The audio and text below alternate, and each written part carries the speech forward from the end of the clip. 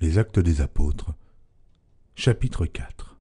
Tandis que Pierre et Jean parlaient au peuple, survinrent les sacrificateurs, le commandant du temple et les Sadducéens, mécontents de ce qu'ils enseignaient le peuple et annonçaient, en la personne de Jésus, la résurrection des morts. Ils mirent les mains sur eux, et ils les jetèrent en prison jusqu'au lendemain, car c'était déjà le soir. Cependant, beaucoup de ceux qui avaient entendu la parole crurent, et le nombre des hommes s'éleva à environ 5000. Le lendemain, les chefs du peuple, les anciens et les scribes, s'assemblèrent à Jérusalem.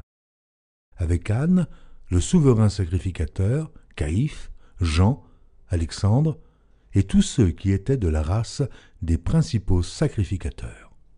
Ils firent placer au milieu d'eux Pierre et Jean, et leur demandèrent: par quel pouvoir ou au nom de qui avez-vous fait cela?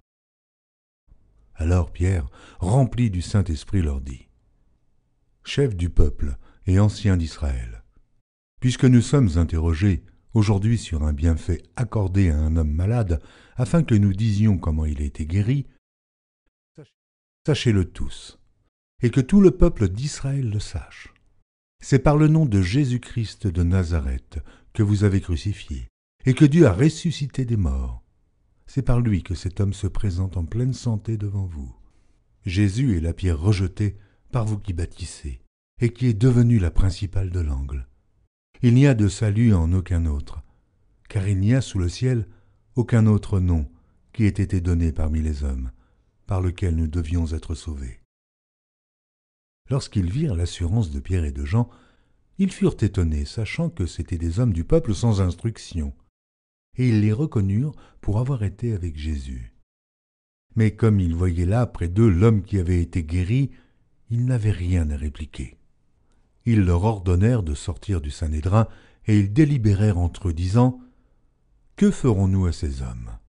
Car il est manifeste pour tous les habitants de Jérusalem qu'un miracle signalé a été accompli par eux.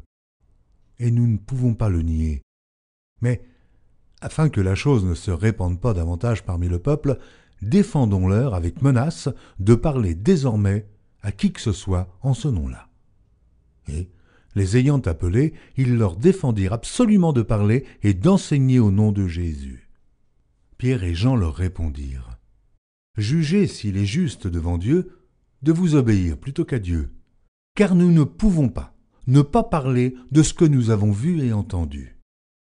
Ils leur firent de nouvelles menaces et les relâchèrent, ne sachant comment les punir, à cause du peuple, parce que tous glorifiaient Dieu de ce qui était arrivé, car l'homme qui avait été l'objet de cette guérison miraculeuse était âgé de plus de 40 ans. Après avoir été relâchés, ils allèrent vers les leurs et racontèrent tout ce que les principaux sacrificateurs et les anciens leur avaient dit. Lorsqu'ils l'eurent entendu, ils élevèrent à Dieu la voix tous ensemble et dirent: Seigneur, toi qui as fait le ciel, la terre, la mer et tout ce qui s'y trouve, c'est toi qui as dit par le Saint-Esprit, par la bouche de notre Père, ton serviteur David: pourquoi ce tumulte parmi les nations et ces vaines pensées parmi les peuples?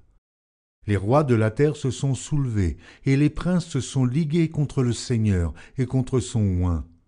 En effet, contre ton saint serviteur Jésus que tu as oint, Hérode et Ponce Pilate se sont ligués dans cette ville avec les nations et avec les peuples d'Israël, pour faire tout ce que ta main et ton conseil avaient arrêté d'avance.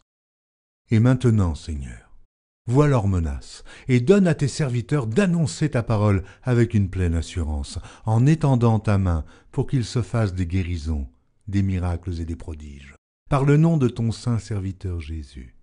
Quand ils eurent prié, le lieu où ils étaient assemblés trembla. Ils furent tous remplis du Saint-Esprit, et ils annonçaient la parole de Dieu avec assurance.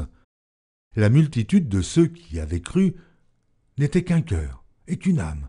Nul ne disait que ses biens lui appartinssent en propre, mais tout était commun entre eux. Les apôtres rendaient avec beaucoup de force témoignage de la résurrection du Seigneur Jésus, et une grande grâce reposait sur eux tous. Car il y avait parmi eux aucun indigent. Tous ceux qui possédaient des champs ou des maisons les vendaient, apportaient le prix de ce qu'ils avaient vendu, et le déposait aux pieds des apôtres, et l'on faisait des distributions à chacun selon qu'il en avait besoin. Joseph, surnommé par les apôtres Barnabas, ce qui signifie fils d'exhortation, lévite, originaire de Chypre, vendit un champ qu'il possédait, apporta l'argent et le déposa aux pieds des apôtres.